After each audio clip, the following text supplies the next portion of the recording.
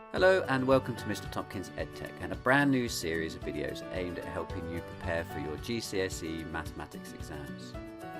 In this series I'll be giving a complete walkthrough of the GCSE mathematics practice papers to help you prepare for your exams this summer.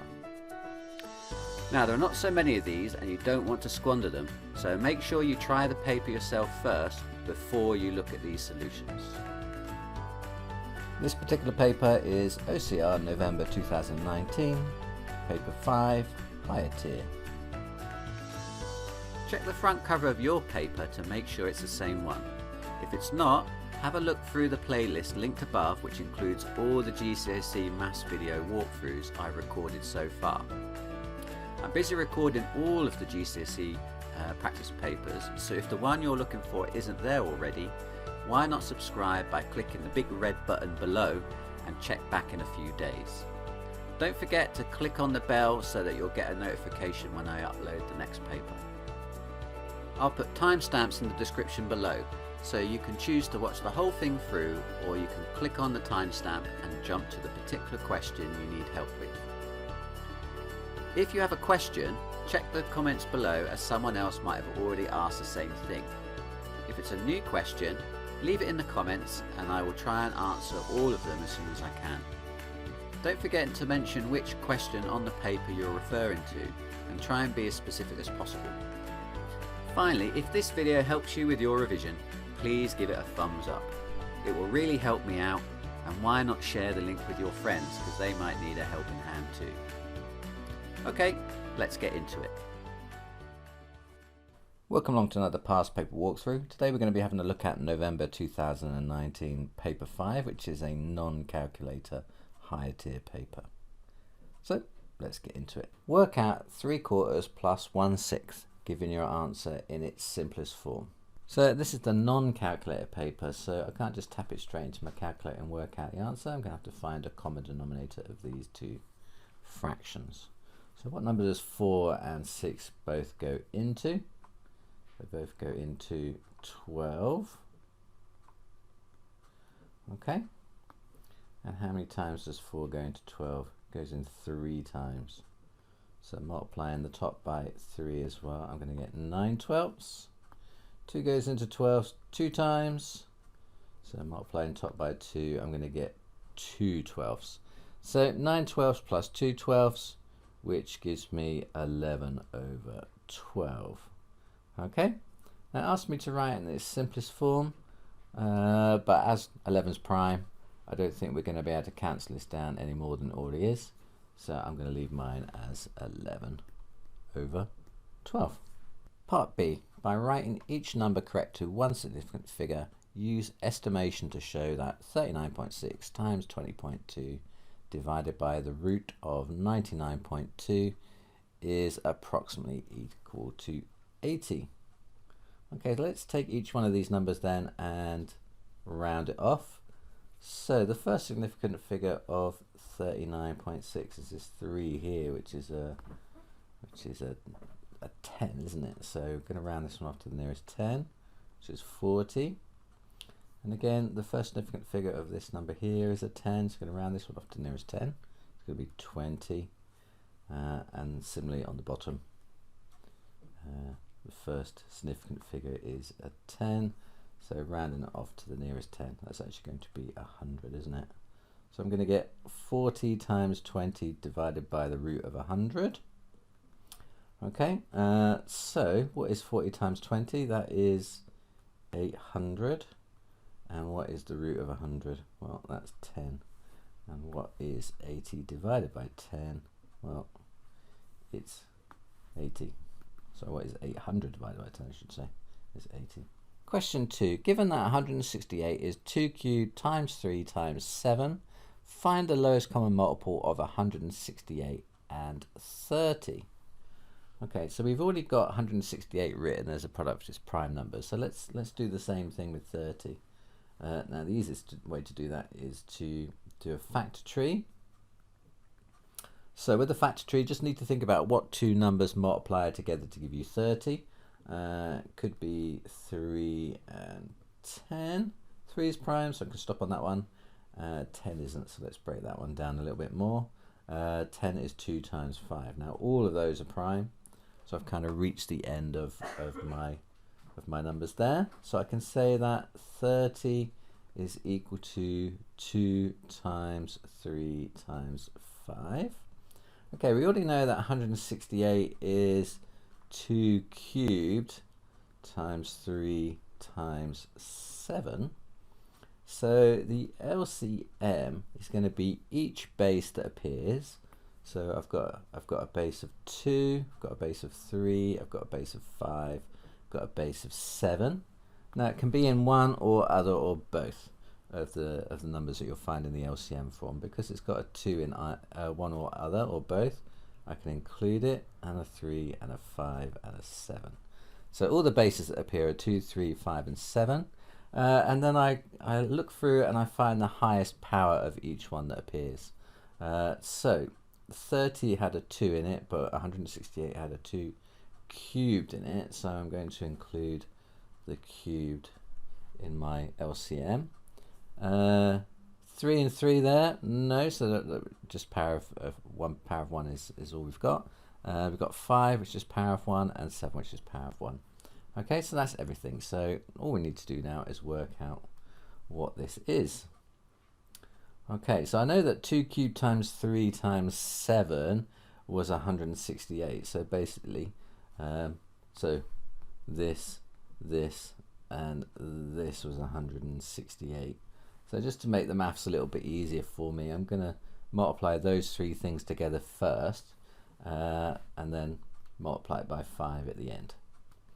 Okay, so multiplying by 5, I tend to multiply by 10 and halve it. So times in by 10 would be 1,680. Divide that by 2, that would be 840. Okay, so 168 times 5 is 840, and that is going to be my answer, 840. Question 3. Martina has answered some questions on algebra. In each question, she has made an error. Describe her error and give the correct answer to each problem. Question 1. Simplify 2a times a times a, and Martina's answer is 4a. Okay, well, I think what Martina's done there is she's added the things together rather than multiply, hasn't she? So I'm going to write down that she has added the terms and not multiplied. Okay, so what should she have done? Well, she should have multiplied them together. 2a times a times a is going to be 2a cubed, isn't it? Okay. Question B says simplify x to the power of 10 divided by x to the power of 2. Martina, she's not very good at algebra, is she? She's written x to the power of 5. What's Martina's error? Well, she's basically divided these powers, hasn't she? 10 divided by 2 is 5. Where laws of indices says if you have two numbers with the same base, you subtract the indices. So her error is she has divided the indices when she should have subtracted them. Okay, so if she had subtracted them, you would have got x to the power of 8 and not x to the power of 5. Question C. We've got the formula S equals ut plus half at squares, which is one of the laws of motion. Find S when u is 0, t is 5, a is 6. Now Martina's solution is, well, she's subbed correctly. 0 times 5 plus half times 6 times 5. 0 times 5 is 0, that bit's good, but it's this bit here that's not correct, is it? Okay, what she's done is she has multiplied these three things together. Half times 6 is 3, and then multiplied by 5 is 15, and then she squared the 15 afterwards. Whereas BIDMAS would say that you're meant to do the squaring first. So she's meant to have squared 5 squared first, and then multiplied by 6.5, etc. Okay, so what's Martina's error? She has not followed BIDMAS and squared first. So what should it be? If you did square it first, 5 squared is 25, and then half times 6 is 3, 3 25s is 75, plus 0 is just 75, isn't it? So the answer should have been 75. Okay. Question 4. In 2017, a chocolate bar had a mass of 250 grams. In 2018, the mass of the chocolate bar was reduced to 220 grams. Work out the percentage decrease in the mass of the chocolate bar from 2017 to 2018. Yes, seems to be a perennial problem with shrinking chocolate bars. They always seem to get smaller and smaller, don't they? Okay, so what is the percentage decrease here then? So it was 250. I tend to do these using this triangle, FOM, where F stands for final, O stands for original, and M stands for multiplier. Okay, so the final is going to be the amount of chocolate bar you had in the end, which was 220. The original is the amount of chocolate you had to start with, which was 250. And the multiplier, well, the multiplier is the thing that we want to find, isn't it? Okay, so 220, 250, and I don't know. Okay, so once you've kind of worked out what's what from the question, you cover up the one that you want to find, which in my case is M, and then it tells you what to do with the other two. So then the multiplier is going to be equal to the final divided by the original.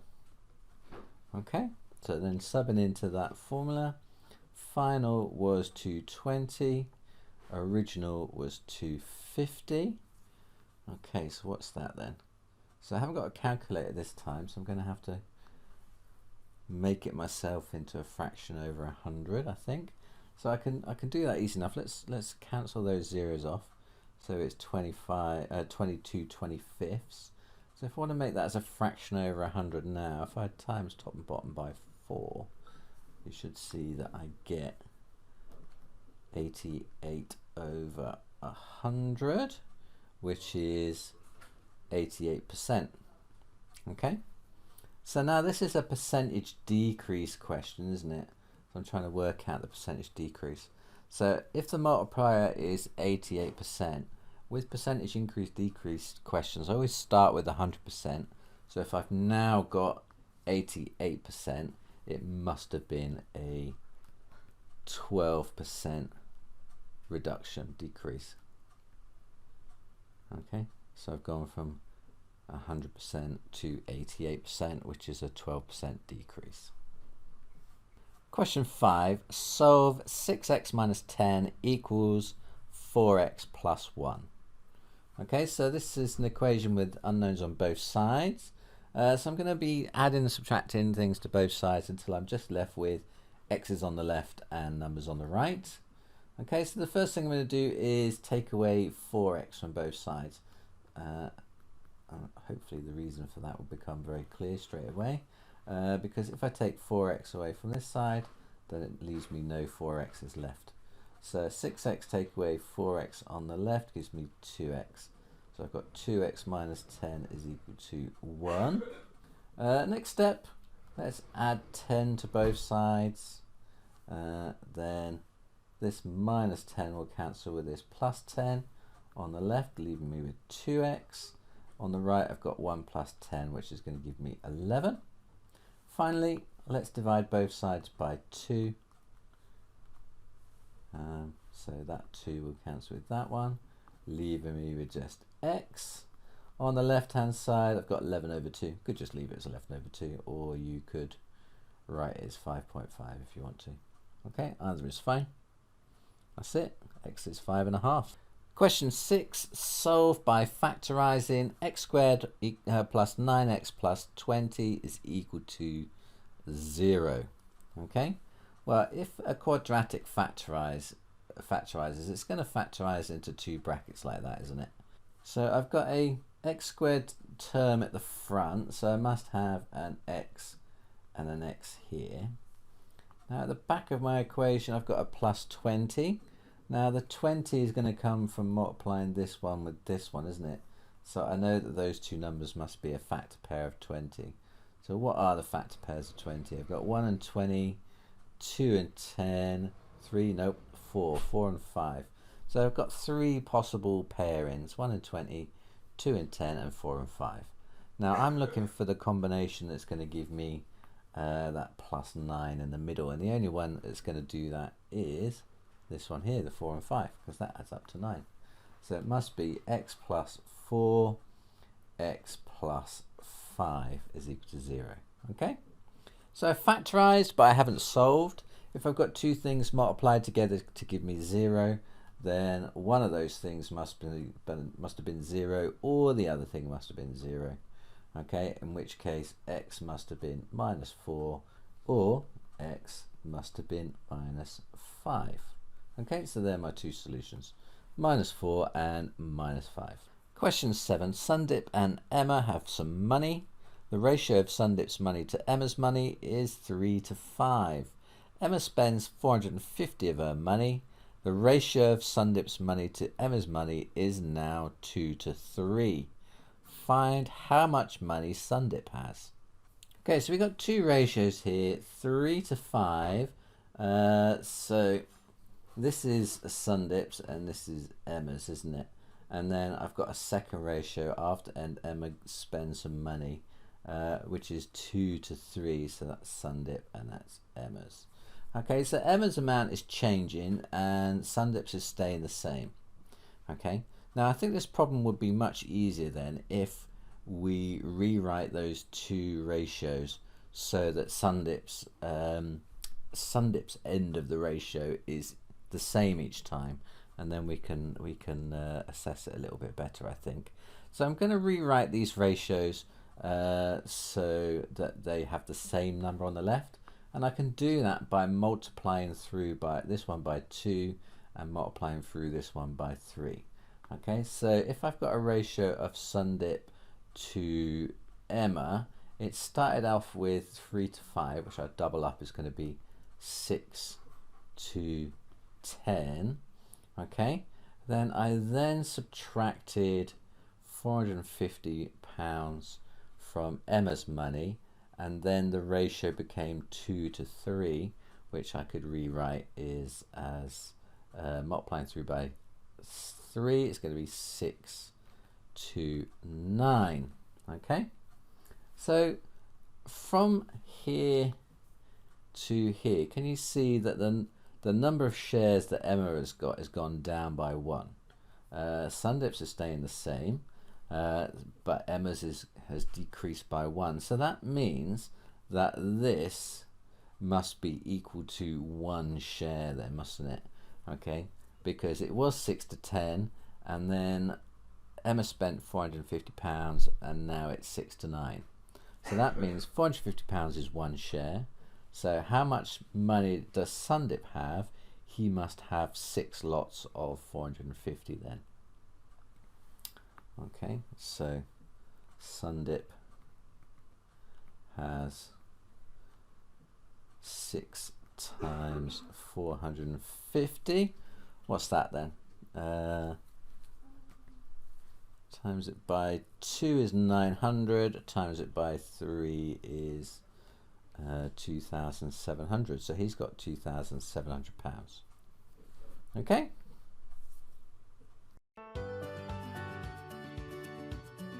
Hello from Mr. Tompkins EdTech. Memberships are a feature on YouTube that allows subscribers to directly support creators and to also gain better access to them. As a member of this channel, you pay a small subscription fee and in return receive a range of additional channel perks. Here on Mr. Tompkins EdTech, I provide channel members with their own loyalty badge, which is displayed whenever you comment on any of my videos. I always reply to channel member comments first, and I try to answer all their questions fully. I upload exclusive member-only videos for all you EdTech enthusiasts, and I also post early releases of my popular exam paper walkthroughs. So if you can't find the paper you're looking for yet on my main channel, you'll most certainly find it first in the members only area. As a special acknowledgement and thank you, higher tier members can even have their name appear in the credits of my videos. So if you enjoy my content and you would like to support me make more of it, and at the same time enjoy some exclusive extra perks, then why not sign up today? Question 8. The diagram shows that chi ABCD, AFE and CEF are equilateral triangles. And the first question says, write down the mathematical name of quadrilateral AFCE. Okay, now AFCE is AFCE. It's this quadrilateral here. Okay. Now, before we can answer what that question is, though, we don't really have all the information yet from the question on the diagram. Okay, we're told in the question that diagram shows that ABCD is a kite, and we're also told that AFE and CEF are equilateral triangles. At the moment, that information isn't on the diagram, so let's put that in first. Okay, so ABCD is a kite. That means that that length must be the same as that one, and it must mean that, well, I'm not sure about this one. I'm thinking this length here, but it's divided into two. It might be easier just to break that up and look at the other lengths first. I'll come back to the kite. Let's have a look at AFE. So we know that this side is equal to this one, which is equal to this one, because they are all equilateral triangles. Doesn't actually look like it, but it's not to scale, so don't be fooled. Okay, so we know those for all those sides are the same, and also in CEF, so this side must be equal to this side, must be equal to this side. Okay, so now we can see that all the sides of the quadrilateral AFCE that we were looking at are the same, so that makes the shape a rhombus, doesn't it? It's going to be a rhombus. Okay. But remember, this was a kite, so we can also say that this side here, this side here must be the same as that one, so that CB is going to be the same as CD. Okay, so right, I think we've marked everything from the question onto the diagram. Let's see if we can answer part B now. The ratio of angle DAE to angle AEAF is 1 to 4. Work out angle X. Angle DAE. So this one to EAF, that one. Okay, they are in the ratio of 1 to 4, but we know what this one is already because it's an equilateral triangle. So DAE to EAF are in the ratio of 1 to 4, but we know that EAF is 60, which is 15 times bigger than 4, isn't it? Okay, so if I multiply the other one by 15 as well, we should be able to see that DAE is going to be 15 degrees then. Okay, is that what we need to find? Nope. So that's 15 degrees. We're still busy. Okay, now we know that that one must be 60 because it's in an equilateral triangle, and we know that that one must be 60 because it's in an equilateral triangle. So I'm guessing then that this one must also be 60 because it lies on a straight line then with the other two, and it has to add up to 180 degrees. Okay, so if that one is 60 and that one is 15, then what's left is going to be x then, isn't it? So x plus 60 plus 15 is 180. So 60 and 15 together is 75. Take that away from 180. X is going to be 105 degrees. Question 9a. The scale 1 centimeter represents 25 meters and can be written in the form 1 to k. Find the value of k. So we need to get the same units here, haven't we? So probably easiest to convert the meters first into centimeters. We can do that by times by 100 because there are 100 centimeters in a meter. Okay, so 25 meters is 2,500 centimeters. Okay, now they're both in the same unit, centimeters, centimeters. I can then write them as a ratio then, can't I? So the ratio is going to be 1 to 2,500 then, isn't it? That's my answer. So what's the value of k? K is going to be 2,500. Part B, the scale drawing represents the harbour. We've got a scale of 1 centimetre represents 25 metres. A boat leaves the harbour from point C and sails on a path that is equidistant from BC and CD. The harbour rules do not allow for boats to sail within 75 metres of point E. Find by construction whether the path of the boat will follow the harbour rules. Show all of your construction lines. Okay, so let's do the path that it leaves by first off. Now it's equidistant from BC and CD. So here's BC and here's CD. Now the path that is equidistant from them both is going to be the angle bisector of this angle here. So we're going to have to cut this angle in half, and then that will be the path that we take. Now we can do that construction quite easily with a compass. All we've got to do is set the compass. We need to do it slightly shorter than BC, otherwise I'm not going to get a cut mark on that line. So I'm going to set the compass so it's slightly shorter than that shortest side. I'm going to put the compass point at C, and I'm going to draw two arcs, one that cuts CD and one that cuts CB up there. Okay, then what I'm going to do is I'm going to move the compass point to those 2 points where it cut, and ooh, this compass is a bit wobbly. Okay, it shouldn't matter between those, but it shouldn't move between these two arcs. So I'm going to draw an arc there and an arc there like that. Okay, so I need to leave these marks here and here visible because they're my method, and then I use those to do these two arcs, and so then my perpendicular bisector of this angle is going to go through that point there. Okay, so I'm going to draw that line on.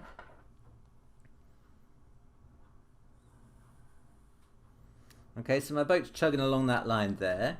Is it going to keep more than 75 meters from the point E? Now I can do that by drawing a circle at E of that radius. Okay, so 75 meters, if I divide by 25, look, that's going to be 3 centimeters, isn't it? So if I set my compass for 3 centimeters, it's not the best ruler to show you, but it's kind of like there. Okay, then I'm going to put my compass at E, and I'm going to draw a circle. Okay, now this circle is all the points that are 3 centimeters from E, or 75 meters away from that point on the harbour, and you can see that our line, our angle bisector, actually crosses through that circle, which means it's going to be closer to E than 75 then, isn't it? Okay, so does it pass through? Does it allow the follow the harbour rules? No, it doesn't. So I think we need to state that somewhere. So I'm just going to write too close to E. Question 10. On a plane, 2/5 of the passengers were British, 30% of the British passengers were men. There were 36 British men on the plane. Find the total number of passengers on the plane. Now I think the easiest way to set this up is look at it as a two-way table.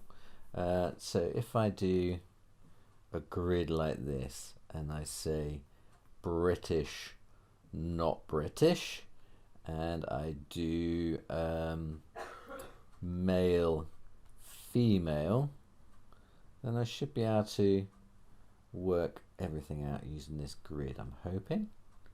Okay, so then I can put totals down the side, totals down the side like this. I think this might help me work out what the answers are. Okay, so I don't know how many there are. Oh no, I do. I know that there were 36 British men on the plane, so I can put 36 here straight away. Okay, so I've used that bit of info. 30% of the British passengers were men. Okay, so 36 represents 30%. Okay, so 10% would be a third of that, would be 12. So 100% would be 12 times 10, it would be 120. Okay, so that means there must have been 120 British people on the plane altogether. So if I take 36 away now from 120, it should tell me the number of British females on the plane, which is going to be then 84 then, isn't it? Okay, right, so we've used that bit of information, we've used that bit of information. What's left? We've got 2/5 of the passengers were British, so 2/5 were British. So 120 is 2/5. So that means not British is going to be 3/5 then, isn't it? So if 2/5 is 120, then 1/5 is going to be 60, and 3/5 is going to be 180 then, isn't it?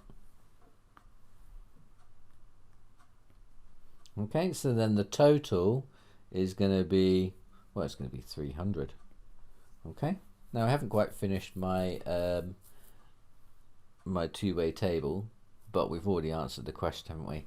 It just asked me to find the total number of passengers on the plane, and I've kind of done that already. It must be 300.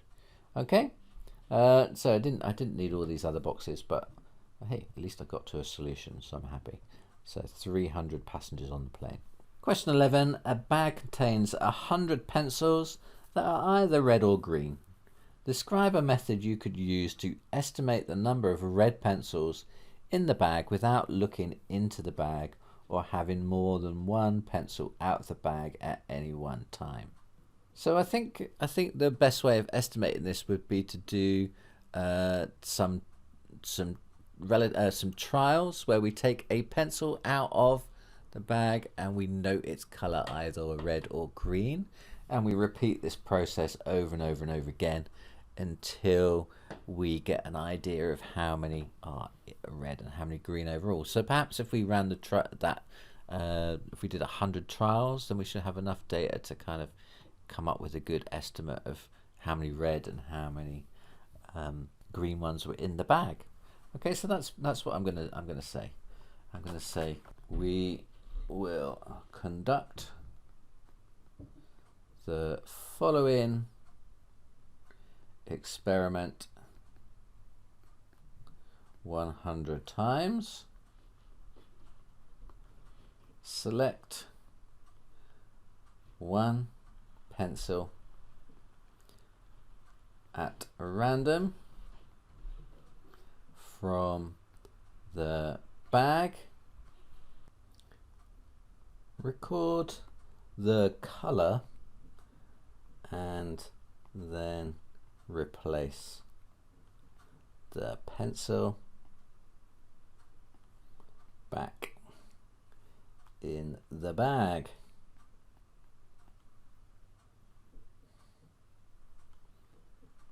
Once complete, we can use the number of each colour drawn as an estimate for the number of each pencil in the bag. Okay, we will conduct the following experiment 100 times. Select one pencil at random from the bag, record the colour, and then replace the pencil back in the bag. Once complete, we can use the number of each colour drawn as an estimate for the number of each pencil in the bag. Question 12. The box plot shows the distribution of the marks scored by some boys in a test. Find the interquartile range. Okay, well, the interquartile range is going to be the distance between here and here, isn't it? Okay, so all we really need to do to find the interquartile range is to read off this number here, which is going to be our lower quartile, Q1, and that's going to be equal to, what's this, 41, they've got 10 divisions between 40 and 50, so that must be 49. And at the other end, I've got Q3, the upper quartile, and that is going to be equal to 1, 2, 3, what was that, 64? So then the interquartile range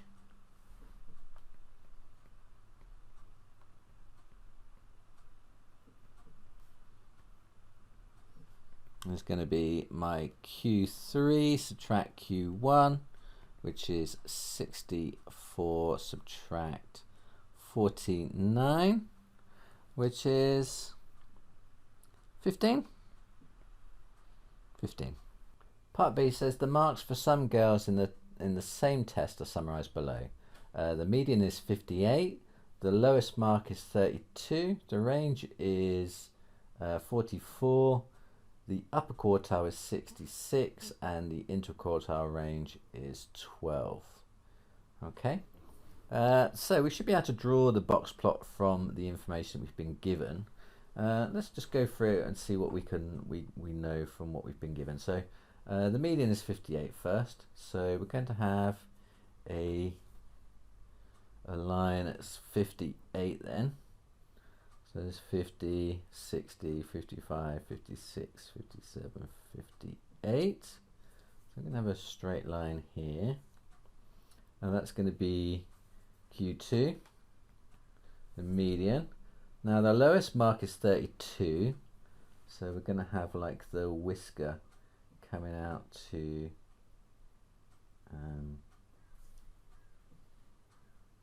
32.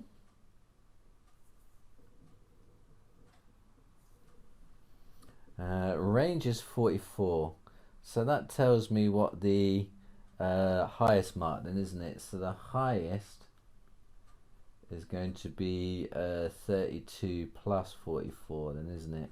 So that's going to be at 76. Okay, so then my highest mark is going to be up here at 76. Okay, upper quartile is 66. It's going to have a line at 66 there. And the interquartile range is 12. So that's going to tell me where the lower quartile then, isn't it? So Q1, the lower quartile, is going to be 66 minus the interquartile range then, because the interquartile range is the distance between the upper and lower quartile. So the lower quartile then, Q1, is going to be 54 then, isn't it? 54. So where's that? That's here. Okay, so now we've got all the marks for our plot. Just going to turn the ruler around and finish off the box first. So the box goes from Q1 up to Q3, and it has Q2 in the middle. And then the whiskers are going to go out either side to the highest and the lowest value. So down to 32 and up to 76. Okay, so there's my box plot. Part C says Eleonora says the boys did better on average in the test as they had a bigger interquartile range.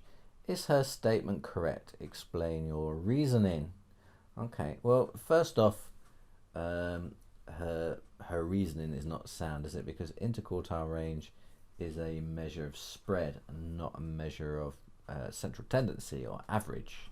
So that's what I'm going to say first. I'm going to say interquartile range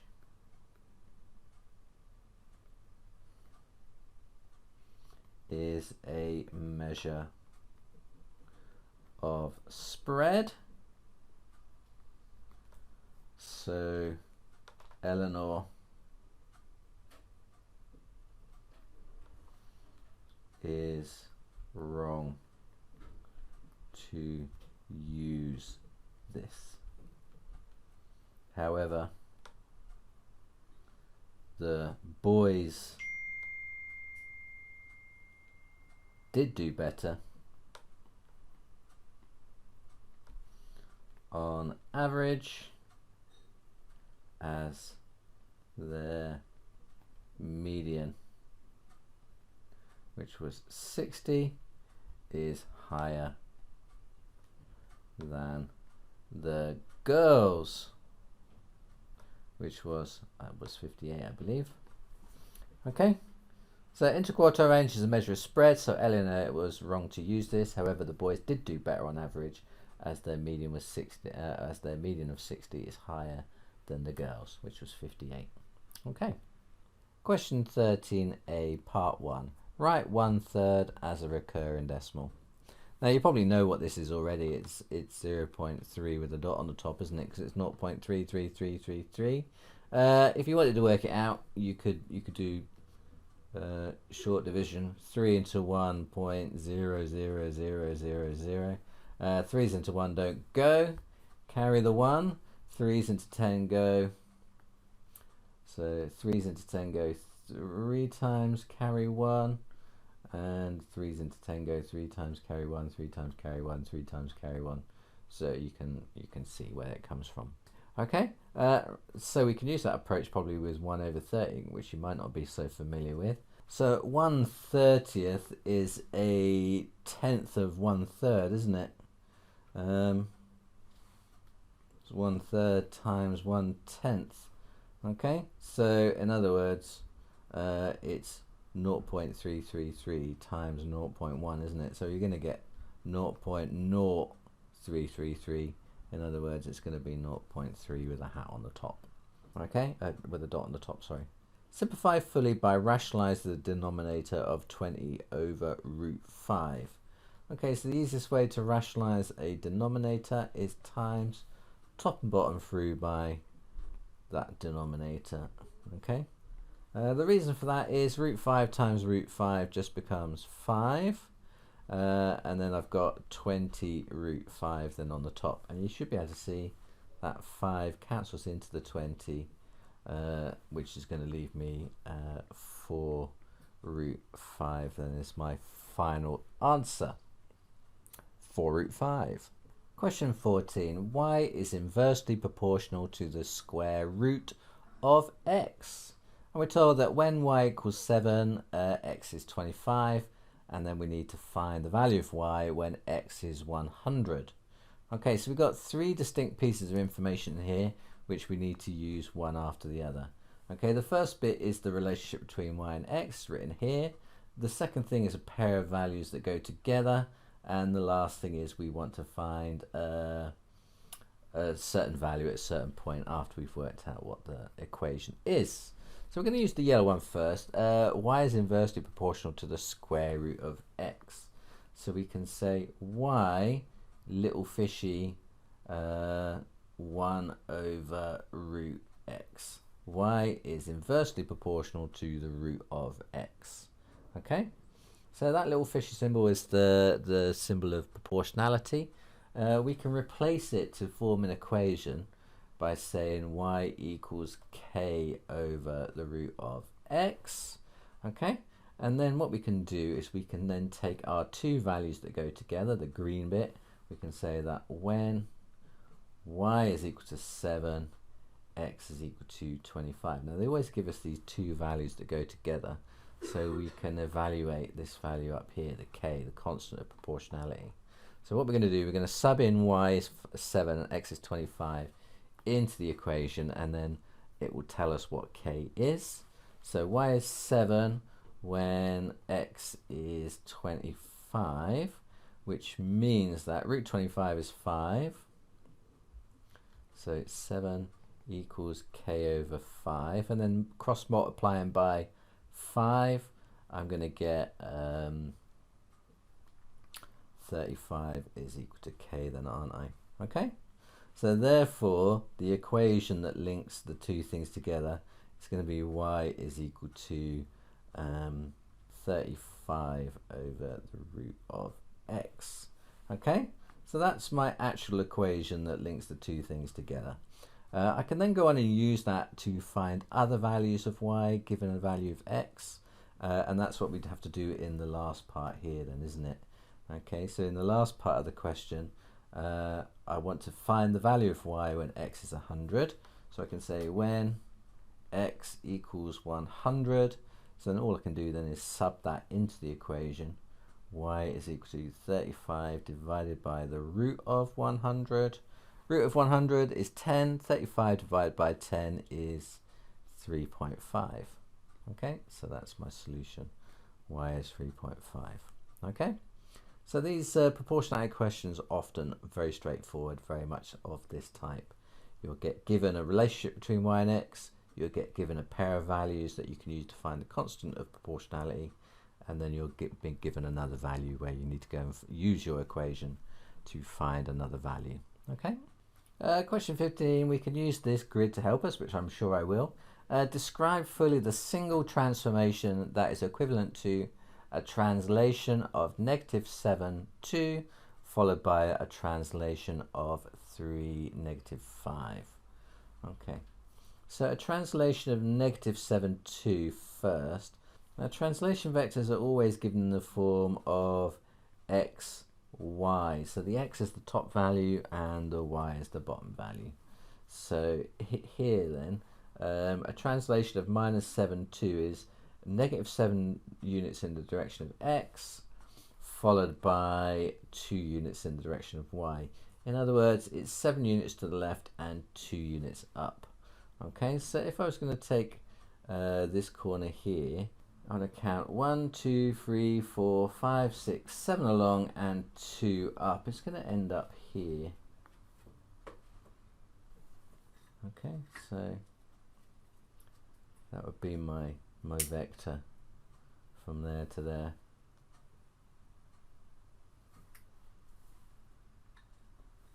Okay, 7 to the left and 2 up. So I could then redraw my triangle at that point there then, couldn't I?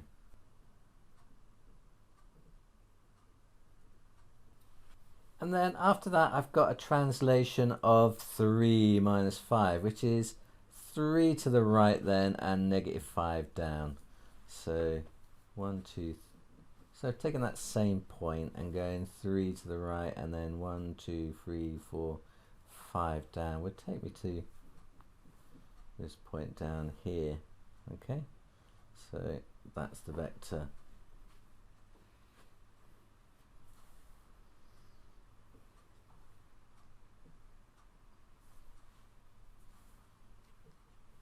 Three minus 5 then, isn't it? And again, so my triangle would then be formed here then. Okay, so if I wanted to do that in one move, I could go direct then, couldn't I? I could go straight from there down to here. So the resultant vector would be that one. What's that then? That is 1, 2, 3, 4 units to the left and 1, 2, 3 down. Okay, so that would be -4 minus 3 then. Okay, so to do that in a single transformation would be a translation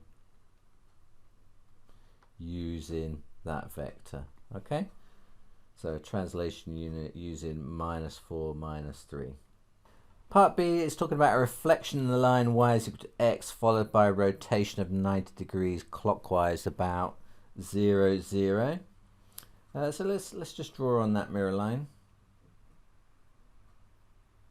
Y equals x is this diagonal line, isn't it? Okay, so if I draw that one in, oops.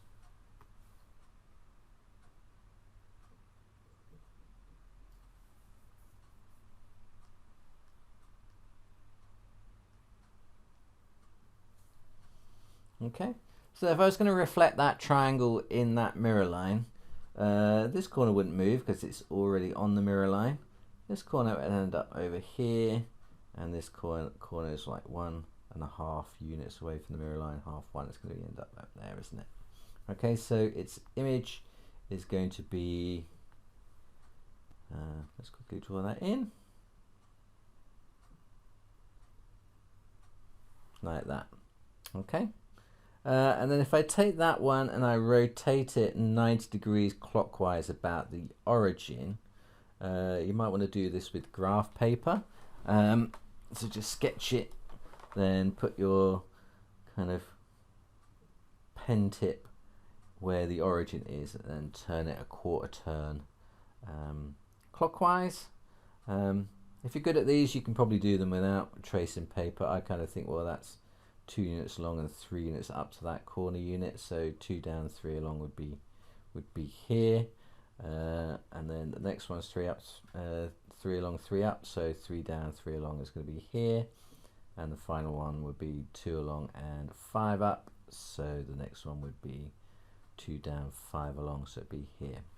Okay, so I'm quite good at doing them without graph paper, but without tracing paper, sorry, so but you might want to try it with. So let's just join it up. Okay, now you can probably see that you can get there in one move then if you just do a reflection in the x-axis then. So we'd end up in the same place if we just reflected in this line. Okay, so part B then as a single transformation would be a reflection in the x-axis. Okay, question 16. 50 people attend an outdoor activity day. 40 people took part in walking. 18 people took part in sailing. 3 did neither activity. One of the people who walked is chosen at random. Find the probability that this person also sailed. Okay, now it doesn't mention this anywhere in the question, but when you've done enough of these papers like I have, you can easily spot that this is a Venn diagram question. So I'm going to start off by drawing a Venn diagram. Okay, so I'm going to do 2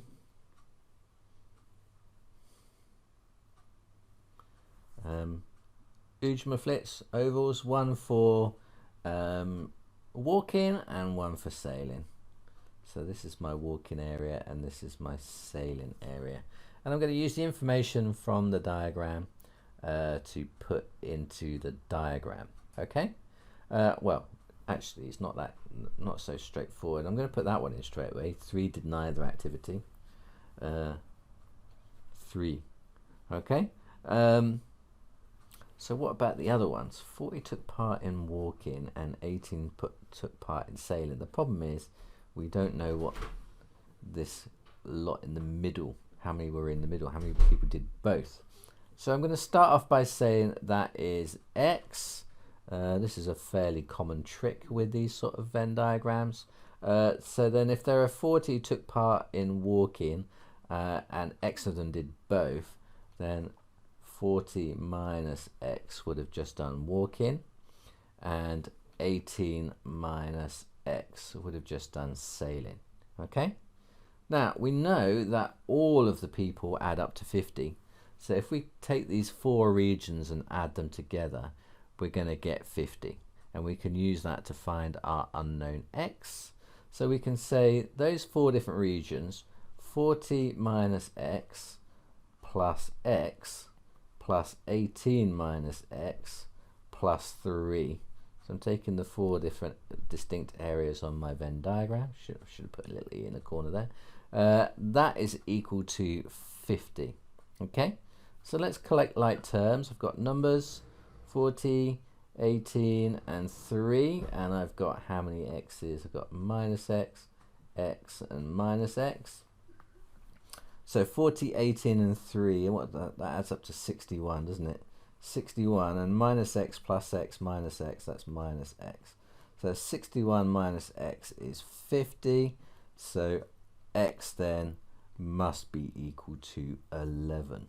Okay, now once we know that, we can come back to our diagram and say, well, that must be 11, so that must be 29, so that must be 7 then, mustn't it? Yeah. Just double check, does it all add up to 50? 29 and 11 is 40, 47, 50, it doesn't add up. Okay, so now we know what all the numbers were, we can now actually go and well, we can try and answer the question. Find the probability of, if I pick one person who walked, that they also sailed. Okay, so if I pick someone who walked, I must have picked someone in this group here then, mustn't I? Okay, so how many people walked altogether? There are 40. So the probability that they sailed, given that they walked, is, well, it's going to be out of 40. Now, how many out of 40? There are 11 who sailed, who also walked. So the probability that they sailed, given that they walked, is 11 out of 40. Question 17. Show that the cube root of a to the power 4 times 1 over a can be expressed as a to the power of 1/3. Okay, let's see if we can. Okay, so I'm gonna take this first part here and I'm going to write it in index form. Okay, so the cube root of something is like power of 1/3, then, isn't it? So that is equal to a to the power 4 to the power of 1/3. Okay, I'm also going to take this part here and I'm going to write that in index form as well. That is a to the power of -1 then, isn't it? Okay, so that's what I've got, and now I need to simplify that and show that it's going to be a to the power of 1/3. Okay, let's deal with this bit up here first. 4 times 1/3, that's going to give me a to the power of 4/3 then, using the rules for index and index. You multiply the indices together. So I've got that. Okay, and then I'm multiplying two numbers with the same base, so I'm going to be adding the indices here then, aren't I? So it's going to be 4/3 minus 1, a to the power of 4/3 minus 1. Well, 1 is 3/3, and so 4/3 minus 3/3. So 4/3 minus 3/3 is just a third then, isn't it? So it is a to the third as asked. So yes, we've got it into this form. Question 18, the graph of 3y plus 6x equals 13 is drawn on the grid. Yes, it is. The region R satisfies these inequalities. 3y plus 6x is greater than or equal to 13.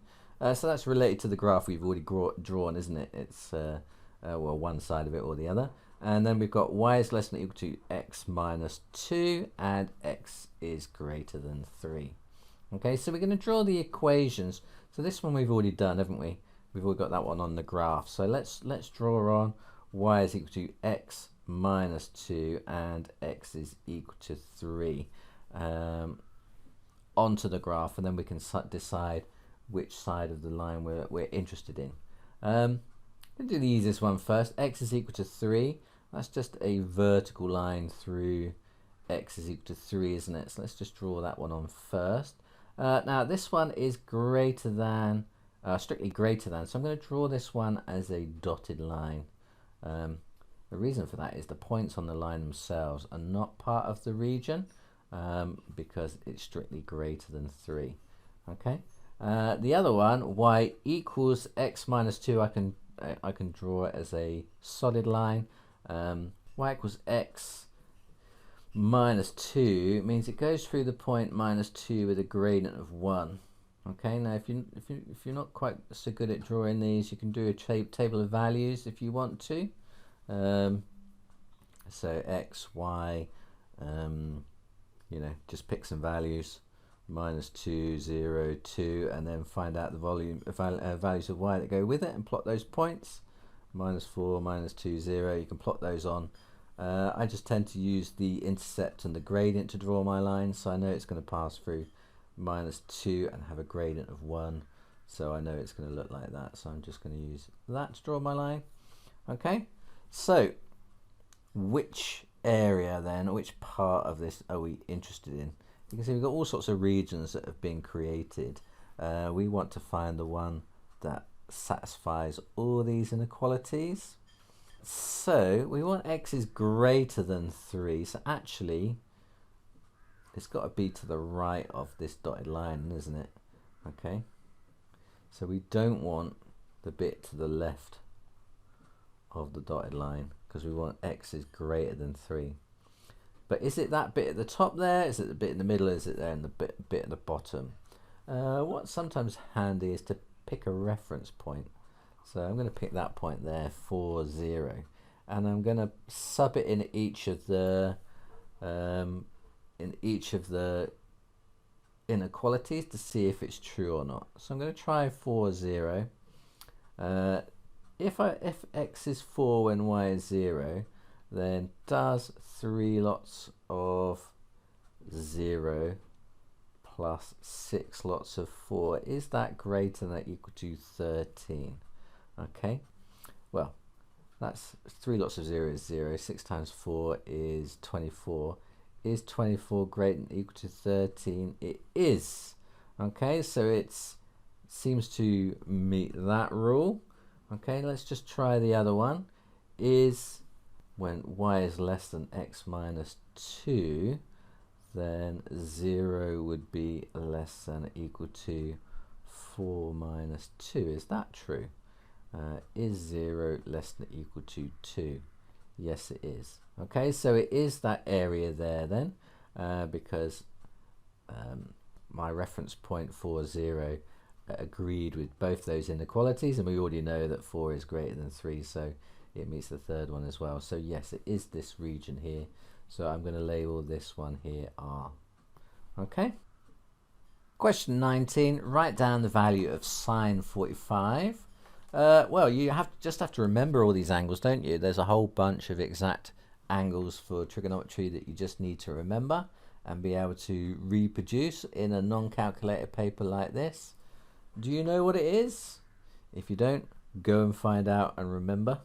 I'll show you this little table here which has got all of them on, so these are all the ones you need to know for your exam. But it's just root 2 over 2. Okay. Part B says ADB and BCD are right angled triangles. BC equals CD. BC equals CD. BC equals CD. So it's an isosceles triangle, this one on the end here. Okay, they didn't mark that one on. So it's always good to read through these things here because there's often extra information in them. AD equals 10 root 6. That is marked. Angle BAD is 30. That's marked. And that we're told that the tangent of 30 is 1 over root 3. Well, that's nice of them. Normally you have to remember these things. Okay, so can we work out the length of BC? I'm sure we can. Okay, so we need to work out the length BC, which is this length here, isn't it? Okay. Now, at the moment, we don't know much about this triangle. Well, we know some things about it, I suppose. We know it's an isosceles right-angled triangle. So if that's 90, then these two are going to be equal, and they must add up to 90 as well. So that's got to be 45 and 45. So we know the angles, but we don't know any lengths. In the other triangle, ADB, we've got an angle and a side, so we can use trigonometry in this triangle. So we're going to use trig in this triangle first to find the length BD, find that's common side, and then once we know that, we know an angle and a side in the other triangle, we can work out BC. That's the plan. Okay, in triangle ABD to start with. Okay, we're going to use trigonometry. We want to find, just clean this up a bit. So we've got this angle down here. Let's just label up the sides we've got. If that's the angle 30, then this is the hypotenuse, this is the opposite, and this is the adjacent, isn't it? Okay, so let's just write down our mnemonic SOHCAHTOA. SOHCAHTOA. And work out which ratio we need to use. Well, we've got the adjacent and we want the opposite, don't we? So it's this one, tan. So we want tan equals opposite over adjacent. That's the ratio we're going to be using. So we're going to write down the full formula. Tan theta is equal to the opposite over the adjacent. Okay, so then subbing in what we know from the diagram, tan 30 is equal to the opposite, which is what we're trying to find. It's the length BD, divided by the adjacent, which is 10 root 6. Okay, so rearranging, BD then is equal to 10 root 6 lots of tan 30. Okay, from our knowledge of exact values, we should know that tan 30 is root 3 over 3. So that's going to be times root 3 over 3. Okay, so what's that then? That's equal to 10, 6 times 3 is 18, isn't it? That's 10 root 18 over 3. And root 18 is 9 times 2, isn't it? So that's the same thing as 10 times 3 root 2 over 3. And then that 3 and that 3 cancel, leaving me with 10 root 2. So equals to 10 root 2. Okay, so BD is 10 root 2. And we can now use trigonometry in the second triangle to work out what BC is. So just get rid of this. I'm going to write over here because I'm running out of space. So in triangle, the other one, what's that, BCD? So what am I going to use? And I've got, if I use this bottom angle here, which is 45 degrees, then now this is the hypotenuse and this is the opposite and this is the adjacent, isn't it? So again, using SOHCAHTOA, this time I want to be using the sine. So I'm going to use the sine of my angle is equal to the opposite over the hypotenuse. Okay, so I know theta is 45, so sine 45. I don't know the opposite, that's what I'm trying to find, it's the side BC. And I do know the height because I just worked it out, it's 10 root 2. Okay, now from part A I already know that the sine of 45 is root 2 over 2. So root 2 over 2 is equal to BC over 10 root 2. So then cross multiplying, I'm going to get BC is equal to 10 root 2 times root 2 over 2. Okay, so root 2 times root 2 is 2, and then divided by 2, that's 1, isn't it? So those two are going to kind of come together to make a 2, and then divide it by that, and we're just going to be left with the 10, aren't I? Which tells me that BC is equal to 10. Advertisement break. Looking for a maths tutor to help you through your GCSE A-Level or IB exams? then why not check out Mr. Tompkins Tutors at mr.tompkins.online/tutors. Mr. Tompkins Tutors offers personalised one-to-one quality tuition online via Teams direct to your home. Tuition is delivered by myself and a team of first-rate teachers who I've personally known and worked with for years. All have qualified teacher status in the UK and a recent full DBS disclosure, so you can be confident that you're in good hands. To find out more and request a trial lesson, simply visit the website linked below and complete the online form, and we'll be in touch with you soon. Until then, let's get back to the maths. Question 20, part A. Write x squared minus 6x plus 11 in the form x minus a all squared plus b, which is the completed square form, isn't it? So let's do that. X squared minus 6x plus 11.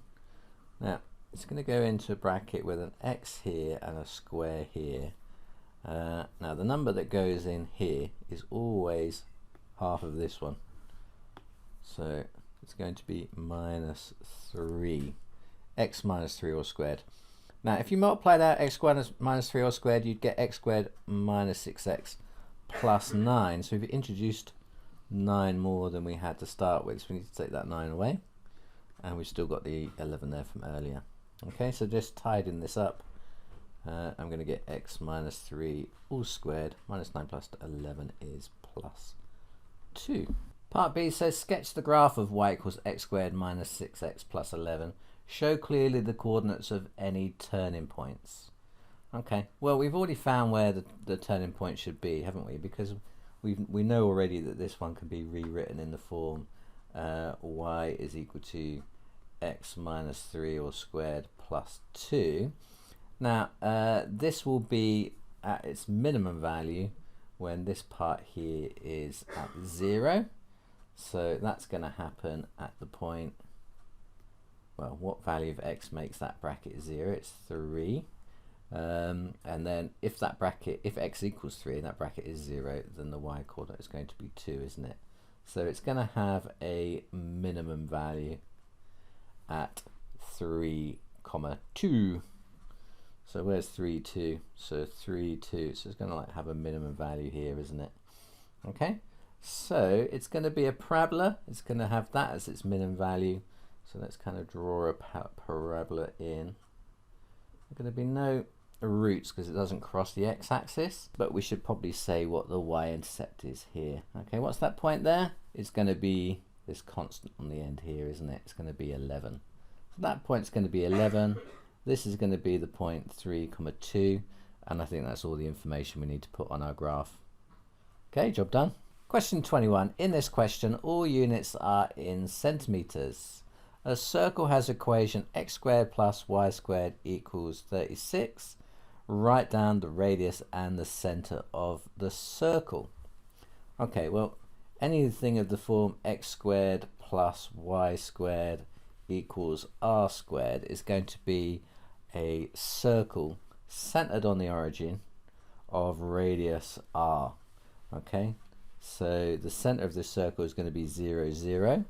And the radius, well, if x squared plus y squared equals r squared, and that's 36, then r is going to be the root of 36, is going to be 6. So this is going to be a circle with radius 6 centered on the origin. Now part B says that the distinct points A, which have coordinates a, root 11, and B with coordinates b, root 11, lie on the circumference of the circle. Work out the length AB. So let's just draw a slightly bigger sketch so I can add some things onto this diagram. So here's my circle centered on the origin. Now it's got 2 points with height root 11, so they're going to be lying on a straight line, aren't they? So if you imagine a straight line passing through my circle at some point, it's obviously above the x-axis because it's positive, then one of those points is going to be the point A, isn't it? Let's say this one is on the left, and that's going to have coordinates a root 11, And then on the other side here, I'm going to have B, which has coordinates B root 11. Okay, what do I want to do? I want to work out the length of that line AB. So I want to know how long that line is. Okay, well, how can I do that? Well, let's add some more lines in. I know that line. That's the radius of the circle, and I know that's length 6. And I know that one as well. That's also a radius of a circle. So that's also length 6. And I know the height of the line above the of the x-axis is root 11. So I know quite a lot of things about this triangle. So what I think I'm going to do is I'm going to use Pythagoras theorem in one of the triangles. So they're identical to each other, aren't they? They're mirror images. So one of these triangles like this one, I mean, you're going to use Pythagoras in here to work out the, you know, that top line there, and then I'm going to double it up to find the length as AB. Does that make sense? Let's just call that point there in the middle M, so I've got something to talk about. So, and that's O, it's the origin, and we said that was the point A. So let's have a look at triangle AOM. So in triangle AOM, we're going to be using Pythagoras theorem.